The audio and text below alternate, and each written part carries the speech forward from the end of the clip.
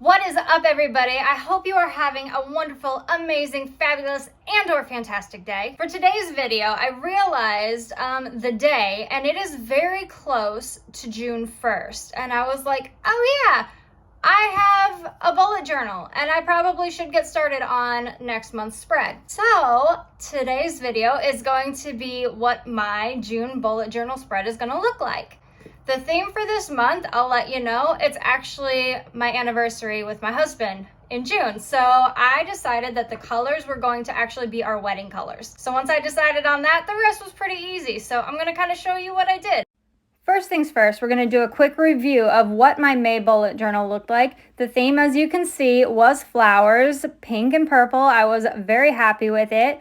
You can see the habit tracker that I was trying out, the symptom tracker that I was trying out, and then we go into the weekly with this new theme of like shorter weeks, or at least like the shorter pages, so you can see the gratitude, the to-do list, and everything else off to the side, which I really appreciated that. So what I did was I actually went through and I reviewed the things that I wanted to keep for the monthly bullet journal, maybe something I wanted to add, and something new I wanted to try. In this case, it's Popouts. I've been seeing the Popouts a lot in a lot of other bullet journal videos on YouTube, so definitely things to check out. So first things first, I'm trying to figure out how I am going to kind of display that it is the month of June that we are doing right now. And for some reason, I was getting so frustrated. I could not get June to kind of lay out the way I was hoping for. And it got frustrating to the point that I was like, okay, I need to work on something else for a minute. So I went and found my monthly quote, which was really cute. And I wanted it to be themed, like, you know, because it is themed around our anniversary, I wanted it to be really sweet. So once I figured that out, I went back to figuring out the actual month title. And it didn't take me long to realize I was flipping cursive and print. So I needed to print the big letters and then write in cursive the actual month. Once I got that, I was like, ding dong, here it is. This is what I was looking for. I don't know why I didn't think of this sooner. So tested it out a couple times, absolutely loved it. And, you know, once it goes in the journal, there's no going back. And this is how we're going to go from here on out. A lot of the stuff is, you know, test a couple times, learn our mistakes, and, you know, we figure it out as we go, and there's nothing wrong with that. So we've got our first mistake of this bullet journal. Thankfully, I have the whiteout on hand to fix my mistakes. And now we go into kind of decorating it. So I was wondering kind of what I wanted for the month page. And I was like, okay, do I want flowers? I feel like you can never go wrong with flowers. So I was like, okay, we'll do more flowers. Pulled out my stickers. For sure, at this point, I have flower stickers, right? Not the right ones. Now I understand how people end up with whole rooms dedicated to their crafting practices and what they do, because you never have enough. Because the one time you have something you're looking for, you don't have it, and you have to go out and you have to purchase more. This is how they kind of suck you in. And like now I'm in for life. I absolutely love this. Like I'm not upset that I have to go through all of this and I have to get all this new stuff. And oh, that's so sad. I love it. So I added little cone flowers and I made them all purple because Nate, actually, when we did his little buying all of his first time journal stuff, he got this amazing brush pen from the dollar store and I had to use it. So I went to the quote page and I kind of added in pencil what the quote was going to be and how I wanted it to look, all in cursive. So I wanted something kind of really pretty and easy.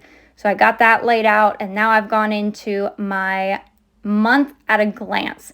Basically, the month at a glance is I'm going to get all of the really important days on one page so I can see it all laid out right in front of me and not have to go through the week by week and figure it out. So the month at a glance, I think, is super beneficial when you're doing a bullet journal. The thing is, it takes quite a while to go through, lay it out in pencil, and then go back through and outline it again in marker. Also figuring out, you know, are you starting your weeks on a Monday? Are you starting on a Sunday? Last couple months I've actually started them on a Monday, and I really like it, and I think I'm going to stick with that. So once we get through that, I realized, because I was flipping back and forth and I could not seem to find those pages that I needed, that, oh yes, I got these little clips to kind of help me out when I'm trying to go through bulk pages and get to like a specific area.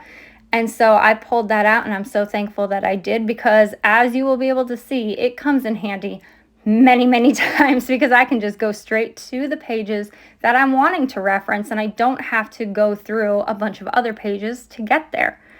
So now I'm going on to my monthly habit tracker, which is something I started, I want to say 2 months ago, and I found super beneficial.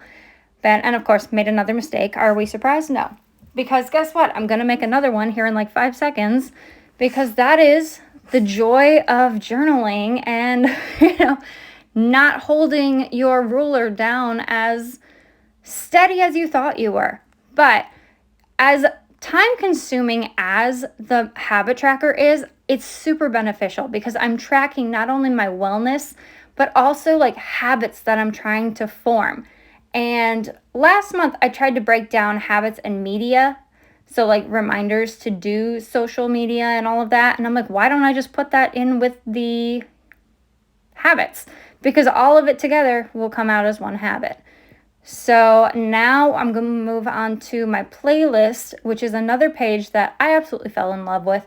The emotion tracker was too time consuming, especially with all the different colors that had to go into how my emotions were the previous month.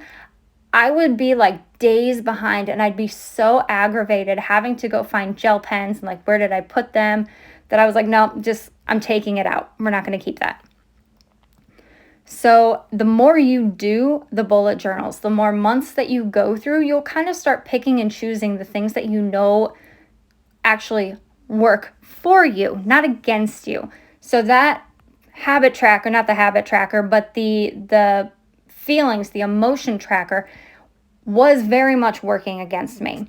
But what was working for me was doing the weekly pages, so I can kind of break down even into more detail all of the things I have to do every week in one place on smaller pages. So I'm not like stressing out about the fact that there's so much open space. Sometimes you'll be stressed out by the fact that there is no open space, but I'm learning that that's okay.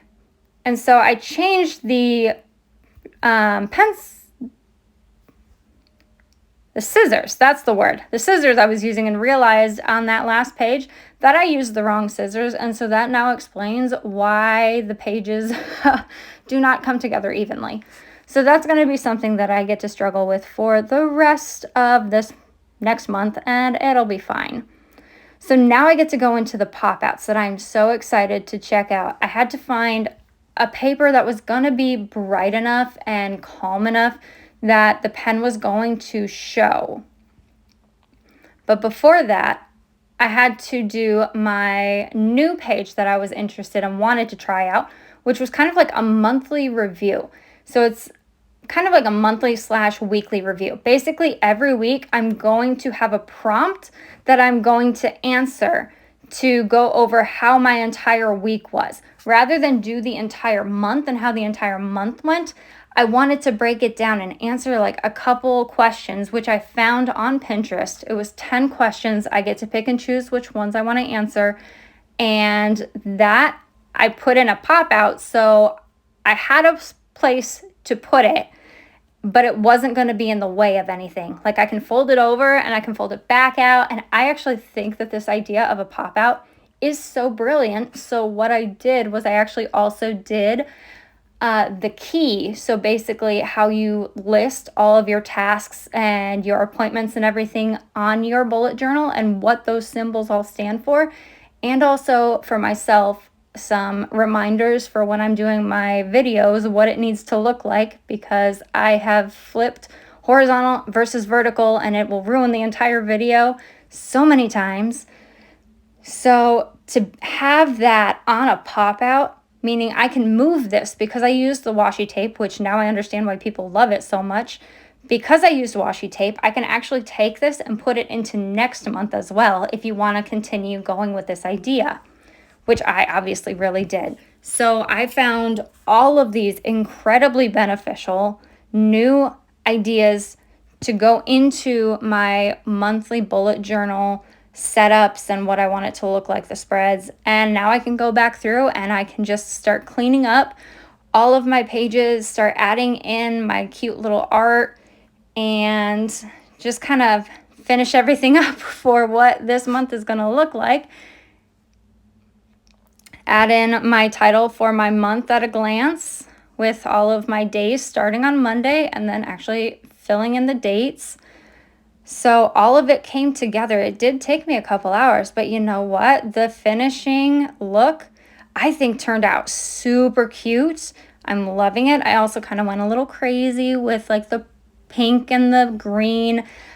Definitely got a little messy and sporadic and just, honestly, this kind of really fits my personality. If you really think about it, all the swirls and just chaos, all chaos in a book. So it was a lot of fun putting this together. And I think for me, this is going to be just a fun way to really look at how far I've come and just be so proud of myself. That is it for today's video. I hope you guys had as much fun watching this video as I did making this video. So my question for you guys today is, how has this week made you feel?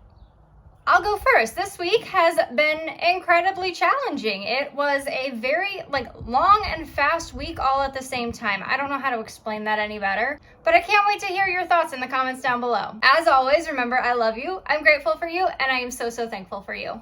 Bye!